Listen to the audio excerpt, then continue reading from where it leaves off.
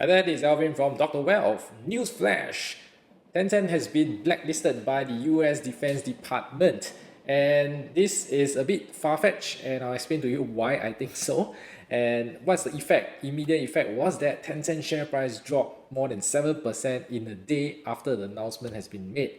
And not only Tencent, there are other Chinese companies that were blacklisted as well, which also suffer some drawdown in the share price after the announcement. And even Tencent's investor, big shareholder Process, is also down more than 6% in one day. So why is there such a big reaction to the US Defense Department blacklisting? And let me explain a little bit what is the purpose of this blacklist. Okay, it has actually nothing much beyond what it says over here. It's basically you want to thwart the PRC's military civil fusion so as to prevent the Chinese military from getting stronger or more advanced, right? Through some of these civilian companies, which may not be a defense company outright, but they could have certain ties to the military, supplying them with some technology, blah blah blah, so that the Chinese military can advance. Okay, so it is as general and broad as that, but there's no like clear action what the US government is gonna do. And if we take a look at the Tencent's revenue, you will see that it has nothing got to do with the US. And why is the share price going down so much, right? You look at it, the revenue, 90% comes from mainland China, only less than 10% comes outside of China, right? But the devil is in the details, okay? Why I say so? Because Tencent, we understand that it is the biggest gaming company in the world by revenue, okay? You may see some other sources putting Sony on top, but I think that it is critical to just take out the gaming revenue because Sony got more than games, Tencent likewise has more than games, Microsoft also has more than games. So it's important just to compare the gaming revenue part. And for Tencent, it's a bit trickier because a lot of the gaming revenue is not classified as revenue in Tencent. Let me explain why, right? So one of it is definitely because Tencent invests in a lot of gaming companies like Riot Games, it has owned 100%. You also have a small stake in Activision Blizzard, Epic Games, and as well as Supercell, right, which is a very popular mobile game developer. So they have many investment in this gaming company outside of China, and a lot of this revenue is not classified under Tencent's revenue. And so where is it captured? If you take a look at the financial statements, right, this is the interim statements for the first 6 months of 2024, right, and you can see I highlight there that there's the share of profit loss of associates and joint ventures, and it's about 10% of the net profit. So what this means is that even though they are not classified as revenue, they are still contributing to the overall profits of Tencent. So that's where it is captured. That is why when we look at the revenue breakdown, there's very little out ex-China contribution in revenue, but is actually captured under the profits. And why is this so? Because Tencent don't treat them as subsidiary but as investment associates. That means that even though Tencent may have a big stake, sometimes even 100% of the company, but they may not have influence over how the company is being run. So they deem it as it's just associate company. We are not going to interfere with how the company operate. So for example, you can see like in this Epic Games case, Tencent gave out the board seat, right, recently due to further scrutiny. And without that board seat, how are they going to influence the company?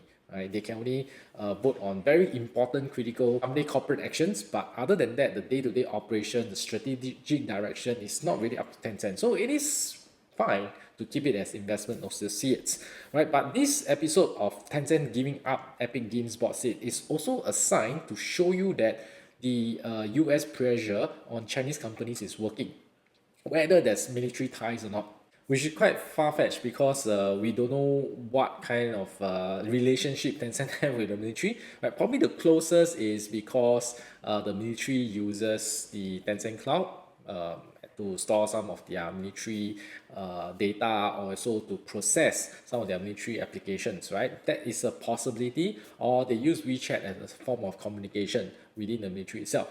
Or I don't know, personnel playing Tencent games. Okay, so sometimes it can be very, very far-fetched. And so when it comes to this blacklisting, right, there is no really big major business, direct business impact, but it does hurt the reputation of Tencent, and it does prevent maybe certain non-China company to work with Tencent. As we can see, there are many non-China gaming companies owned by Tencent, and they may be less cooperation, right? Or maybe they have Tencent may have to divest some of these gaming companies in order to cut the ties, right? Totally. So this is where I think that it's not so much about military actually. It's more really about U.S. response to China, and they are not in the best of terms, so they are just making lives difficult for each other, including the companies from their countries, right? So I think it's really just retaliation more than anything else. So since it's I find it ridiculous, so I'm going to have a tongue-in-cheek moment here. I will suggest 8 more companies that the US should blacklist as well, right? So let's go. Okay, the first one is Alibaba, because the military tie will be military personnel buying stuff on Taobao. Okay, so they're supplying the military, so they should blacklist them as well. They should also blacklist Media, home appliance company in China, because maybe they use their air conditioning, right, to cool their servers, to cool their office, make them more productive. So that's also very dangerous. And maybe Starbucks and Luckin, because they drank the coffee to keep them awake and again more productive in their military works and applications. And maybe Malta as well, since they are using it to celebrate in their military banquets. Blacklist them. Okay, why should they be so happy? They should be sad. And maybe not just be fair, right? Not just blacklist Chinese company, also blacklist US company that have military ties, sell stuff to the Chinese soldiers, like Microsoft Windows, Office, which are used by Chinese militaries. How about iPhones from Apple? And don't forget Tesla, right? So there are some Chinese military personnel also drive Tesla. So basically, it can get ridiculous, right? And there's the Chinese saying, say 官字两个口. Direct translation is that the government has 2 mouths. So they will overpower, right? Whatever they want to say, okay? Their narrative, their propaganda. And I really do think that this is just a response to China, because China was also blacklisting some of the US companies, and they're just making life difficult for each other, right? So it's just part of the bigger US-China spat.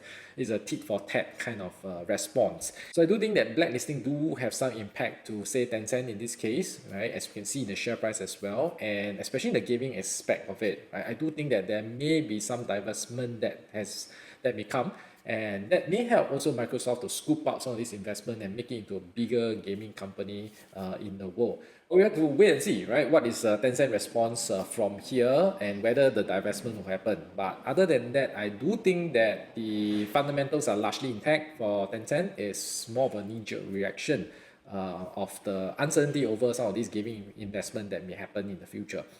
Hope you have a better understanding what's going on in this Tencent situation. Give me a thumbs up for the video, subscribe to the channel, and I'll see you in the next one. Goodbye.